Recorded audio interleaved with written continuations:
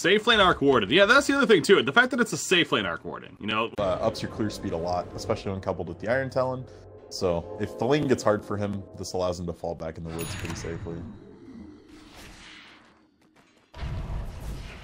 Poshka gonna run over a trap right here, pinging him out on the Radiant side. So actually, Clockwork could be in a little bit of trouble. Doesn't have a TP on him either. There's the combo, Boulder Smash Silence. Barrel roll in the face, and that's easy kill. Dendi credit That's the for it. problem. When you want to be this disrespectful running Clockwork, you gotta kind of know when you're not effective anymore. Massive game, but you have free hand of minus on one side. It's understandable, I guess. Expected, and again, to be fair, both teams have been trying some smoke plays here, but been called out really. And as I say this, they're going for another one. Hookshot lands on a Biver. Glimpse back immediately. Got the cogs up though, and they're gonna follow this up time now. Actually, Static Storm's kind of zoning them out. He will die in the end, but more's coming now for Na'Vi. In fact, the RP solo on a Faceless Boy. They really want that kill, and they get the kill. Dendi assisting. And now FN trying to TP away, but the skewer connects, and now FN in trouble. Sending these Eclipse, trying to take him out if anything in return. Meanwhile, over here, the Tempest doubles picked off, but OD does eventually go down. Nice turn for Na'Vi. 3 for 1, only losing Disruptor, and they're going to make it a 4 for 1 even, as Rubik is picked it up too. Void does now have Blink, so that could set up a nice chrono. Oh, nice bubble kind of right there. Forces Pycat, and Pycat's low. Yeah, Chronosphere comes in, and Faceless Boy trying to finish the job, and he will be able to do so. That was Pycat getting baited out big time by the Tempest double. Ends up fighting him in the ass right there. Dendi though, the meld. Almost 2 shots from Miposhka, but Miposhka will manage to live for the time being. Shockwave helping to finish the job. Didn't need credit for it, but he also got out of there as he was trapped in the cogs. 2 grand finals that they're in here. The Epicenter grand finals later on against Secret. Follow this, so. If you check Dendi's talents, he went pure aggression. Everything he went is the damage. They're going OD. Now, Rubik also picked up elsewhere, so this is an RP committed. They kill OD, though. And it's a double kill for the team in the end. It looks like Juggernaut found Rubik by himself, too. That is very nice. They're looking for Dendi here, though. They're going to go on him. Can they? Oh my god, he got silenced immediately. Out comes a Chronosphere, though. They need this kill, man. They're not going to get it. It's just too much lockdown in return. Then the bait here, they're going to turn onto Faceless Boy. The RP missed right there, unfortunately. Trying to catch the OD as he forced tapped away, but he has to put himself on his end of these Eclipse. Not finishing anyone off just yet, though. TA is getting low, and TA finally will go down, but Juggernaut, he's still good to go. OD going to be picked off the route as the Magnetize helping to take him down in the final auto attacks from Pycat. King R, he can't TP on in time. He gets cut down. And now it's Chappie's turn on that Arc Warden. The real one is lower. Pycat knows which one it is. And they commit to it, and a complete wipeout in favor of Na'Vi, so they lose Dendi. It doesn't matter, though, in the end. They're trying to save the Disruptor meanwhile. Yeah, they were kicking him around to make the little wisp not hit him. For timing right there. And that's actually pretty big. OD has 20 int now, so you have to be a little scared that the Sanity is just going to explode you.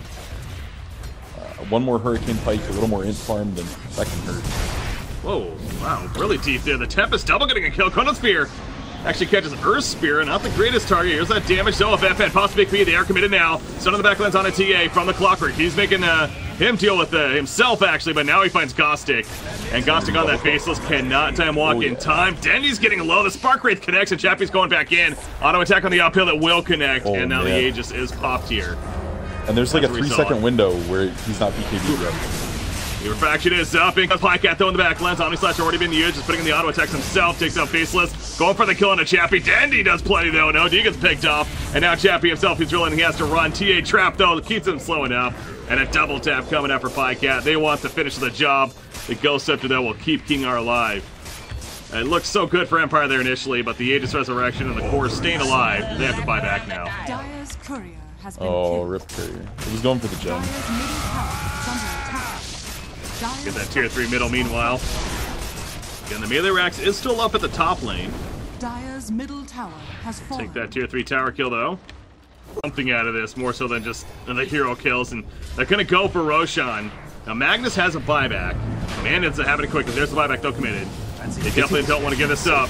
They just jump right in actually. Omni Slash, the Abyssal Blade stuns, and they get the kill onto Odie to start things off. They also take out Clockwork. Now the Aegis is picked up by Chappie, but Magnus now jumps in. He still doesn't use the RP. He's being lifted up in the air. They're going to kill off the Tempest double, but the actual Arc Warden gets out. Rubik, he's glimpsed right back. He thought he could get out right there. He tries spinning away. Alright, so Rubik has bye-bye. Clock's up in or not, just as good. Back to bed as long as he uses it at a time. Almost. More instant. And there's the tier 3. Here's the hook shot in though. Chappie putting an auto attacks with the Tempest double. On a TA, but he gets away. Wow! Juggernaut! Oh, there we go. No cheese. Couldn't get it off in time. General landed the RP. But they melted Juggernaut before that. Now Templar Assassin following it out, though the Static Storm's doing so much work there with the kinetic field. They will take out Chappie. He is going to resurrect. Dendi's fairly low himself, too. You have to be really careful about this. He'll meld on up. Hurricane Pike going in. It's a battle of the ages right there, but Chappie comes out on top. Knew they needed to burn that jug out. Very well played. Uh-oh. Ooh, Dendi thinks he has a kill. Not going to go too deep, though. At least get some BKB out of it. RP was almost up, too. Chappie, that's a real one. Off step is double. They find TA. That's what we're talking about the size. No, he possibly could be though in return. And that's the real arc coordinate now. He's put under by his teammate, but OD's gonna feel the burn now. With those auto attacks on the Death Slider going further. He finds now Rubik, but nice Ghost Scepter. Gonna buy some time to allow Chappie to put some attacks himself, but out comes the skewer. He has an RP, not even needed. They drop arc coordinate. He is paper thin as mentioned. And now they're pushing. RP is ready. I liked that attempt from Chappie if it wasn't TA. Like, if that was a support and you were going to pick him off and get away, cool. But that was so brave. It's really jumping. Obviously, he had plenty of support nearby. Again, RP is still ready for Magnus. He doesn't have the BKB, but not really a big deal. Buyback from Chappie. He's going in with the double. Spin, though, from Pycat aggressively. Tempest double. Doing some good damage. Chronosphere comes out. They catch Juggernaut as well. TA. That's the prime one out there. Can they kill Juggernaut? TA goes down. Juggernaut's dead as well. Juggernaut does not have a buyback. TA would, but they also kill Disruptor. These Chronospheres of Gostic. Oh my god, Gostic, you're a monster. Keeping them alive. RP is ready. It's a chance for Navi to maybe get a good catch here. There we go. They landed RP. Static Storm on top, but the damage is so lacking. It's an ag static. Magnus is dead. Oh, you're right. The axe effect kicking in. The Gostic will melt, actually. Oh, D does stay alive. Seneko, he is going to get caught. He will fall. Sanity's Eclipse. They also catch Disruptor. Barely he's scythed up, but he's going to be able to pop the shrine and survive. You know what? If TA buys back there, as that goes in, that's a complete wipeout for Na'Vi, but... Yeah, they're so comfortable with where they're at in this game, though. They'd rather... Juggernaut. This is gonna fall fast. You gotta make the call. They don't have a shrine at TV2, obviously, so yeah, it's Gostic, or Postcode, excuse me, he's going in, but too early. We saw him last series that worked, but this time it's too early. And that's the pickup. Gostic find both of them again. Like, Dendi and Pycat need to be careful. They should never be in front range together. Pycat's going in aggressively, so gonna force a, early response here. Again, Mega Creeps would spawn. Go both that bubble, man. It's causing issues. Here comes another one. Has to get inside. BKB's pop. They're going for the Megas. This is him. And Poshka runs in. Hook shots in even, but he doesn't even care this Pycat. He's still going for the racks. Meanwhile, RP catches OD after the side, but the Chronosphere in return catches TA. The damage follow-up is not really here, though. Chappie, he's still far back. He's trying to kill Pycat during all of this. The Static Storm is put down. OD's in trouble. The Mega Creeps have now spawned Gostic. Time walks forward, going into Juggernaut, and allowing Chappie to do some damage. The scythe comes out, but down goes Juggernaut, but the Age is going to resurrect. And now Chappie has to get away with that Shadow Blade of his. Yules throws Rubik in the air. He has a shockwave, nothing else. Not really the biggest ability to steal for Rubik. Chappie from a distance, just standing his ground with the right clicks of him in the Tempest double. He has the last-ditch effort. It's not going to be enough, though. GGs are, in fact, called. He's still doing some good damage back here, but yeah.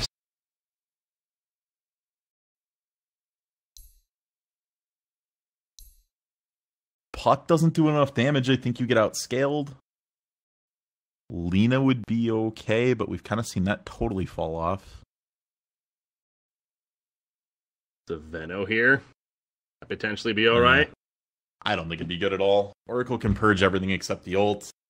And it's just, I don't know. Feels very lackluster. And to be fair, while it's a good matchup into Shadow Fiend, it's not like beyond good. You're not going to force them all the way out. Purifying Flames is such a filthy high damage ability. They're going to go on Dendi. Pushing backwards with the Boulder Smash, but now Dendi's like, alright, I'm ready. Let's go at him and Poshka. Seneko, though, cannot get close enough. The Laguna Blade, another auto attack is needed now, though. Maybe the Leaf Seed. Oh, man, if they don't get this, though. Okay. Oh, man, what a Q. Barely that. Sneaks on up bottom lane, by the way. They're trying to collapse on the General. Fortune's and connects. Surge. Surge. Oh, FN almost died. They're not going to commit. Yeah, FN actually getting low himself. And Poshka needs to run, so Darkseer, the Iron Shell doing work. Back to the top lane. Gostic, he's dope. And they secure like the Radiant side better. Yeah. Very based. Every team has their own thought on what's more important. Whether you think getting the premium first pick is more important or Lina.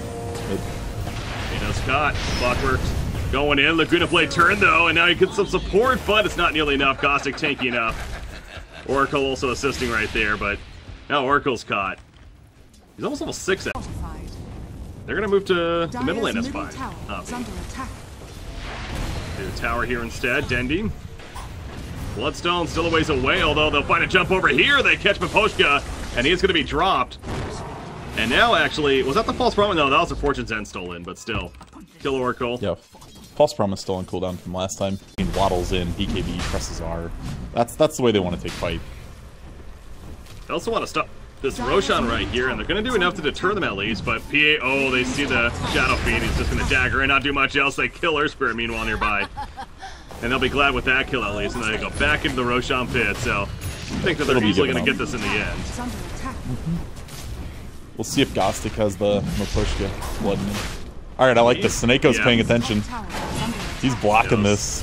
Look at this. They're going to go on him, though. In the back lines, they do kill Roshan. Aegis is picked up by Pycat. Does he go after Slark? He does not. Instead, he's going to go after Clockwork, that is. And should be enough damage to finish the job. Yeah, the Cog's not going to save him in the end. Shadow Fiend is farming nearby. He's running out. There's the Overgrowth open. Catches Shadow Fiend. Where's the support, though? Viper comes in. He's going to steal a raise right there, but really the most scary. Another TP in from Phantom Assassin. Oh, they're going to catch Lina on the back line, so that'd be a big kill to start this off. But Clockwork does get the follow-up with it. PA kind of zoning them out. Goes right on the King R on that Oracle. Fates well disarmed right there. But PA is still going to be chasing Laguna Blade. Not enough initially. Requiem of Souls goes off from a distance. False Promise. Going to save Oracle in the meantime. As the LSA stun, though, hits Slark, but the Dark Pact pops it out. But now he's to go for the Shadow Dance. Down goes the Oracle right there. And now Slark, he's trying to TP out in time. Nice Butter Smash to guarantee the get out.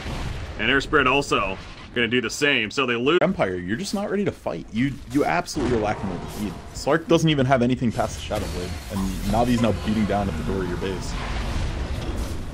Steals another raise right there. Oh, they jump on the Shadow Fiend, but the False Promise, that comes out very quickly to save the Shadow Fiend. He's going right in. Pops the Requiem in the midst of the fight. If anything, decreasing their damage output. Darkseer goes down, but Shadow Fiend nearly drops him. The False Promise runs off. He is going to fall. No buyback to be had. Pycat, though. He'll go down, but he has the Aegis. We're going to right back up. Rubik, what does he have stolen? Currently still a raise, assisting with some damage right here. But Lina from a distance. And she has a Laguna Blade, you're right. 16 charges down the Bloodstone. Again, Shadow Fiend dead for 40 seconds. Slark, sure he's here, but is he enough of a threat to deter them? This is a very defensive team somewhat. Gonna go in onto Lina, kinda, but the Laguna Blade takes out Clockwork pretty quickly, and is finish off the tier 3 tower now. Rubik, he steals that Fortune's End once again, and he's gonna use it to purge off the Magnetize on his teammates there. Good Rubik players are fun to watch. They just steal a spell. Yeah, yep, this is what I got. Caps it right away. Make use of it. Miposhka! That went a little too far. Shadow Fiend's up, but the melee racks will go down and Navi got what they came for. Now they're gonna stick around still. I mean, he doesn't have a Requiem, and Shadow Fiend resurrecting, I guess, isn't the most scary.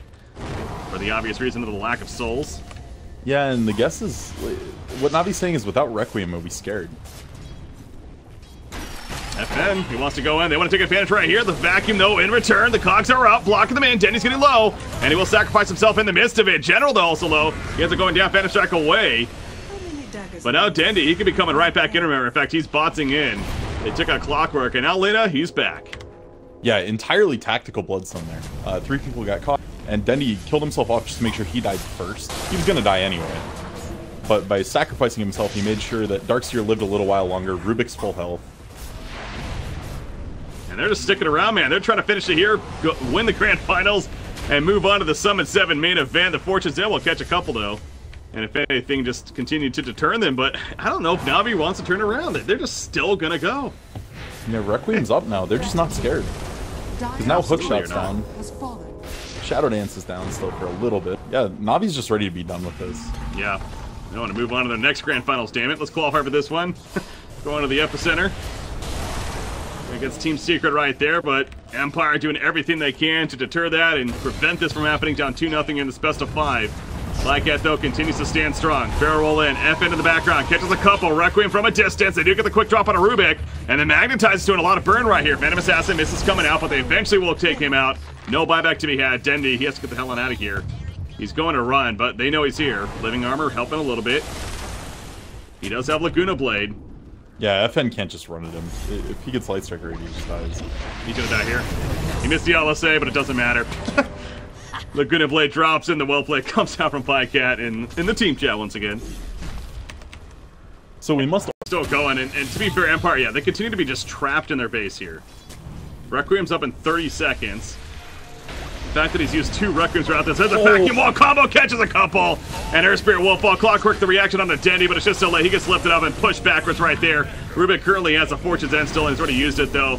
Oracle's picked off as well. The respawn time will bring him out quickly. Chappie just trying to land some raises, but again, his right clicks aren't really the most threatening right now. Dendi, the Laguna Blade, but the coup de grace procs comes out. Plycat credit for the kill, triple kill for Dendi, and that's probably the beginning of the end right here in favor of Navi. You don't expect him to throw in the towel necessarily, but they're going right to the bottom lane and looking to truly finish the game here. This is so good. That vacuum into Dendi summon is so fast. Like, so now Dendi can hit buildings more. Yeah, there you go.